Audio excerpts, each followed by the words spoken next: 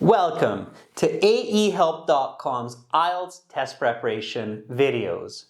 You will now see Yumi from Japan score a Band 9 on this computer-based video chat speaking interview.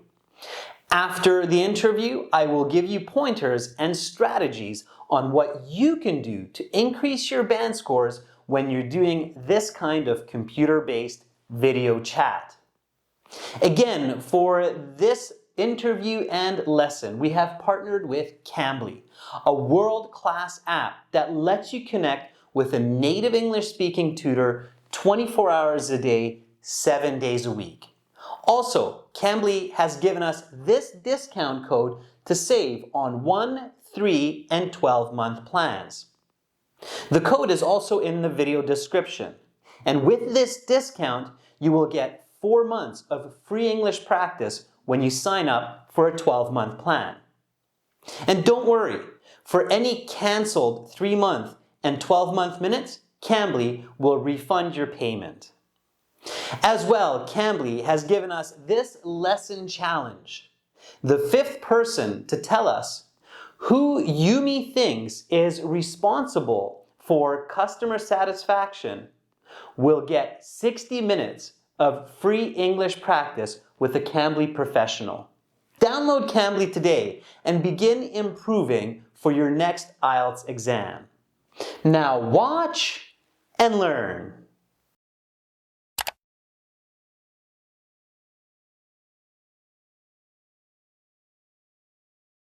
Welcome to the speaking portion of the IELTS exam. My name is Adrian. I will be your examiner for this part of the test, and we are recording this for marking purposes.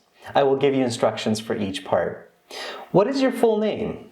My given name is Yumiko and my family name is Nakamura. But please just call me Yumi.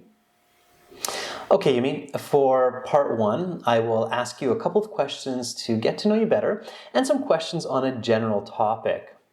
Where do you live? I live in Sakai's district of Osaka in 1-bedroom apartment with my cat Aoi on the 10th floor of the high-rise apartment complex. And what do you like about your home? I like that it is nicely decorated according to my taste, and it's very close to the train station, so I can get around Osaka quickly and conveniently. For part 1, let's talk a little bit more about toys. How often do you buy a toy? I seldom purchase toys these days because I don't have children of my own. So maybe just a couple times a year when I visit my niece, I go. Where is a good place to buy toys? I think that buying toys online or in big toy stores like Kiddyland are good because of the wide selection and competitive pricing. A couple months ago, I bought a stuffed Doraemon for my niece from Kiddyland and she loved it. What was your favorite childhood toy and why? That's a tough question because I had so many. If I had to choose, I'd say that my Hello Kitty dollhouse was my favorite. I played with it for a few years for sure. Do you still have this toy, and if not, what happened to it? Sadly, I don't have this dollhouse anymore. When I was around 13 years old, I gifted it to one of my friend's younger sister. If you could make any toy, what would you create and why? Given the chance, I'd make some kind of educational toys that could help children to learn English from the very early age.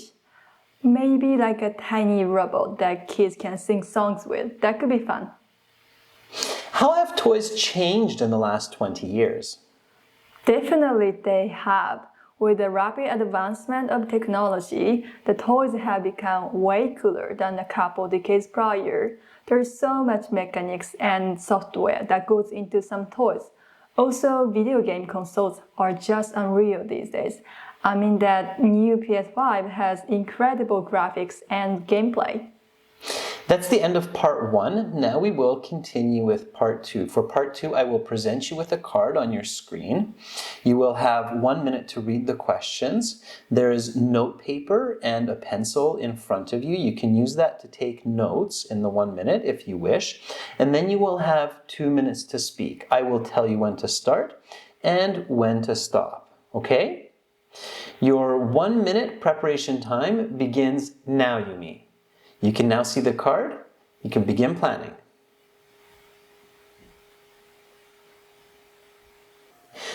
Yumi, your 1 minute preparation time is up. Please begin speaking. I really had a great shopping experience with Sakura, a saleswoman at Takashimaya in Namba, downtown Osaka. I had set out to buy a new handbag as my previous one was worn and out of style. I really didn't know what I wanted to buy. I just wanted a bag that would be in fashion, affordable, and practical. Of course, there are so many kinds of different brands and styles of the handbag at Takashimaya, which is a large shopping mall and department store. So I didn't know where to start. I was getting dizzy looking at all the options when Sakura approached me and asked me if I needed some assistance. She's a typical Japanese woman with long dark hair, short figure, and of course she was very smiley. I was really astonished by her professionalism and knowledge of the products. She asked me if I needed some tea or water before helping me to choose the right bag. A cup of green tea helped me to calm down a bit and enjoy the experience more. Then she asked me a few questions such as color of my wardrobe, the size of the bag I needed, as well as my price range. We had a really good conversation and she made me feel confident about my decision. In the end, she helped me to pick out a beautiful beige Chanel bag that I'm very happy till this day. I feel like Sakura was such an excellent staff at Takashimaya who had the best interest in my mind. Looking back, she could have taken one more step to offer me a matching purse with the handbag, but all in all, I was very pleased and I would definitely go back to get her help to choose other accessories.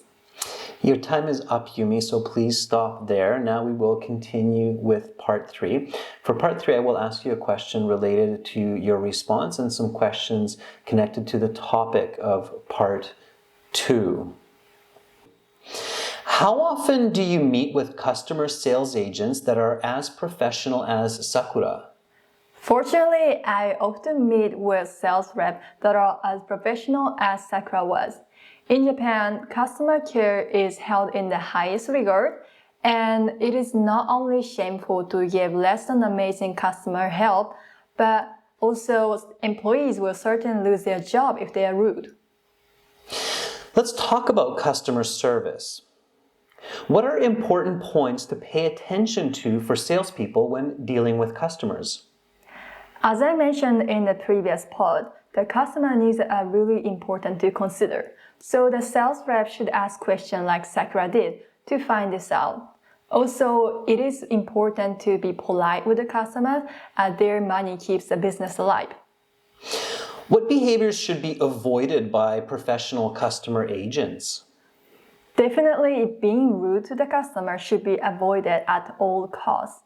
A dissatisfied customer usually tells a lot of people about their bad experiences, and this can ruin their business. Also, any kind of scam, like asking for an unreasonable price, is a bad policy because it leads to reputation loss. Which products and services may require an extra high level of customer service? I think that services and the products that are either expensive or deal with people's health need an extra level of attention because simply there's more at stake. I mean, a person wants the absolutely best treatment when buying expensive TV or car, and they're definitely sensitive when treated by doctors and nurses in hospital. What can happen to businesses in these industries that do not provide a positive buyer experience? I think that health clinics or car dealership may not only go bankrupt if they mistreat their clients, but they may even end up with lawsuits on their hands. How has customer service changed in the past 20 years? There have been some changes in customer care over the last 2 decades. Namely, most of the customer agents now have to speak English and be tech savvy so they can adequately assist their customers. A lot of services and products demand these skills. How has technology affected customer service? Well, people can price match products just about anywhere and anytime, and also they can give a bad review very quickly. Can you give some examples of this? Sure. When I bought my Chanel bag, I quickly checked online to make sure that I was getting a good price. Also, when I bought it, I gave the store 5-star rating on Google reviews. Who is most responsible for making sure that customers have a positive shopping experience? With that question, the store manager have the greatest responsibility to make sure their customers are happy with the services and the products, as they are in charge of the smooth business operation and the growth. It is their responsibility to train and supervise their staff to make sure that customers are always happy. What is the best way to deal with difficult customers? I think when there's a tough customer, the on-site manager should be called to help as best as possible. The manager should be empathetic to the customer and keep the business interest in mind. If the customer feels cheated, give him 20% discount and apology can solve the situation. That is the end of part 3. That concludes the speaking section of the IELTS exam. Yumi, you will have your mark in a couple days online, and you'll have the official certificate with the other sections in a couple of weeks. Have a great rest of your day. Thank you. Thanks. Bye-bye.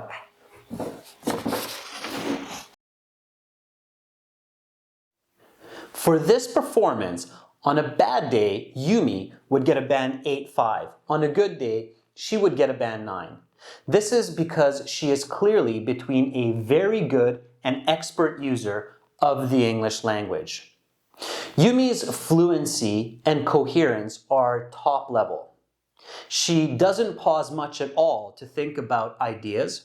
She expresses herself clearly and with lots of details, giving explanations and examples.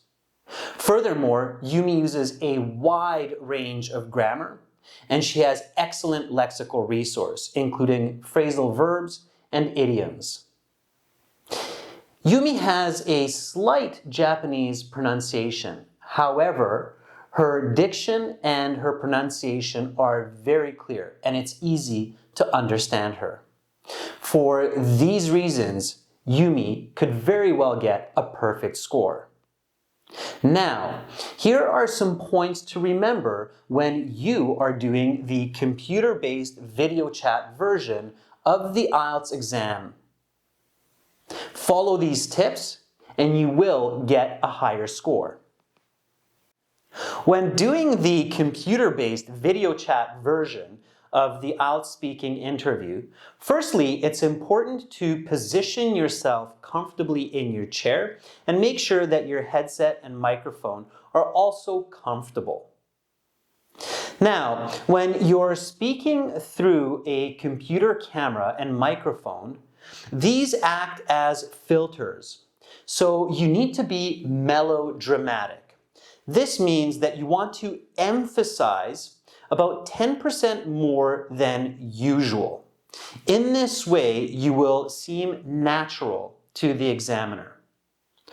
Also, don't forget to use facial gestures. Smile. Smiling gives you confidence. Nod when the examiner asks you a question. This shows acknowledgement. Of course, in the video chat, you can't really use hand gestures too much because only the upper torso and head are visible. So facial features become more important. Next, blame the equipment. If you miss a question or if you don't catch a question the first time, you can get away with blaming the equipment once, maybe twice. Don't do it often. You can say, "I'm sorry, I couldn't quite hear you there. Can you please repeat that?" Or you can say, "I'm sorry, that wasn't too clear. Maybe something's up with my headset. Can you please repeat that?" Again, once or twice, you could do this, and the examiner will repeat the questions. However, it might get suspicious if you do it more. As well, when you're doing the computer-based exam, pay attention to looking into the camera rather than just at the screen. This will give the feeling of eye contact for the examiner. It's a good idea to train your eyes to look into the camera while also looking at the face of the examiner through your periphery. In addition, visualize and pretend that the examiner is there in the room with you. This will make your speech feel more personable. It will be more real. These details will certainly add to the quality of your communication. And finally, this is very important. Pay attention to fluency and giving complete answers. Often when people are talking through a video camera, they tend to keep their answers brief. However, in the IELTS, you must show your maximum English level in the given time. This means that you should always pay attention to giving an answer, an explanation, and often including examples. Don't let the camera trap you into giving very short answers, because that will restrict your band score. Speak fluently. Follow these points and you will certainly improve on your next IELTS exam. And remember to practice this at home with your friends or speaking partners online. You can do this on our website at aehelp.com through the Student Partner Speaking chat option. Good luck the next time you sit your IELTS exam. Remember to download and use Cambly to see many more lessons like this one, including original practice exams and a fully interactive course. Visit and join our premium package at aehelp.com. Also, download and link our app, Academic IELTS Help. Begin learning for success today. Subscribe to our channel. Click over here. Watch another video. Click right up here. And click our IELTS Hero to join our premium package and get access to all of our videos, practice exams, and a fully interactive course.